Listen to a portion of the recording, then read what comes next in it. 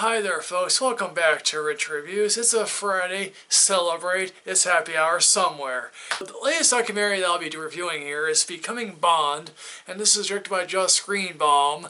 Yes, and this is part documentary, part reenactment of said documentary about George Lazenby. And who is George Lazenby for those people who have been living under a rock for so many years? Well, he took over the part of James Bond. What? There was someone before. Someone took over the role after Sean Connery. What? That blows my mind. And George Lazenby, before becoming an actor, was a male model and used car salesman. As Lazenby puts it, he was a poor student from a poor family, I think in New South Wales, Australia, I believe it was. So at any time and point during class, he would bring wild animals with him and release them in the classroom. At one point it's a snake, and another time it's a bat, just to, again, have some fun, I guess, because, hey, look, some people just hate school. As he grows older, he doesn't finish high school, basically. He becomes a used car salesman. He's not a very good used car salesman at first. Eventually he figures out how to become a better car salesman. So he also starts dating this girl who is fairly wealthy, fairly well off.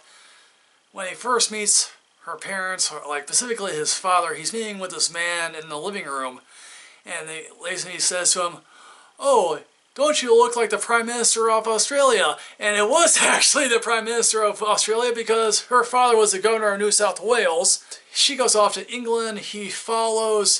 She doesn't really want to start their romance again. They try to remain friends, that ultimately fail. They eventually start living together. He becomes a car salesman again. And through a very series of odd circumstances, he becomes a male model. Eventually becomes a fairly well-known male model. Yes, there are male models here, folks. First, he breaks up with his girlfriend, and then he starts living the bachelor life, having wild sex, doing drugs. And at one point, the director asks him, is any of this true? Because at one particular point, Lazenby brings home this girl, and the roommate drugs it with acid, and, after the trip, the girl and Lazenby leave, and they are naked outside. They think they have their clothes on, but they don't. How he becomes Bond is a fairly fascinating story. Basically, he becomes a substitute date for his roommate, who I guess was an agent, and this agent in this recreation happens to be Jane Seymour, who was indeed in a James Bond film. And so she eventually tells him, "Oh, Connery's leaving, you'd be perfect for James Bond." And of course, she does have to go to the casting director. How he gets to the casting director is that right across the street in which they were casting was that Connery's tailor was right nearby. He steals one of Connery's suits, puts it on, presses the casting agent. Lazenby then goes off to meet Saltzman, played by Jeff Garlin of all people here. Yes, and then, of course, those people were asking, wait a minute, Saltzman, yes, Harry Saltzman was a producer of many James Bond films before it slowly became the Broccoli family. Of course, Saltzman then kicks him upstairs to, the director here, Peter R. Hunt. From the beginning of Connery to the end of Dalton, there were a total of 5 directors.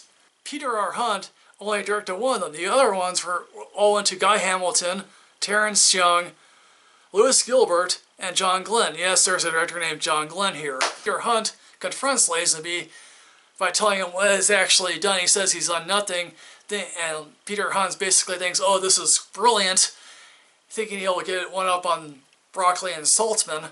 Saltzman and Broccoli finally figure this out, but Hunt basically says, I want him. And Saltzman and Broccoli are eventually convinced, okay, we have our guy here.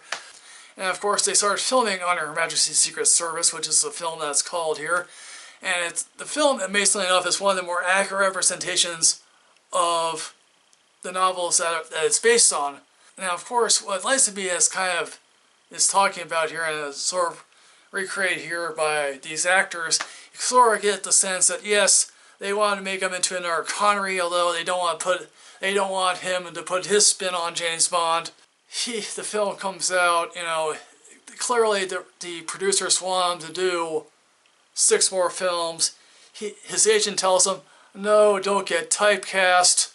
clearly, or play hardball to get. And of course, again, he passes it on, and everyone thinks he's nuts.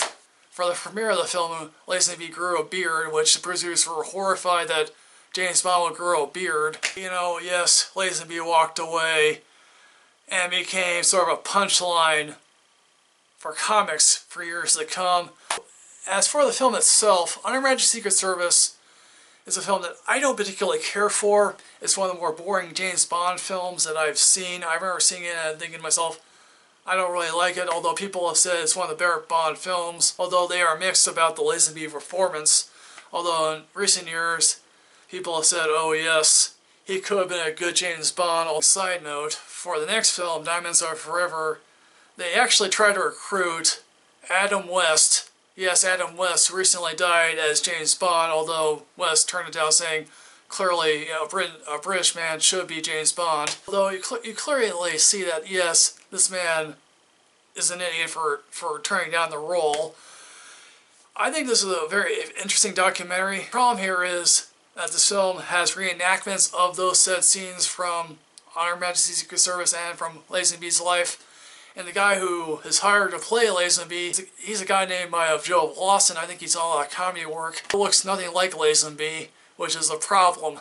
So in the end, folks, Becoming Bond is an interesting slice-of-life documentary about a guy, yes, clearly he is an idiot, but yes, he left his stamp on James Bond. Whether or not you like the film or not, that's completely up to you. I'm giving this a matinee rating. It's currently playing on Hulu.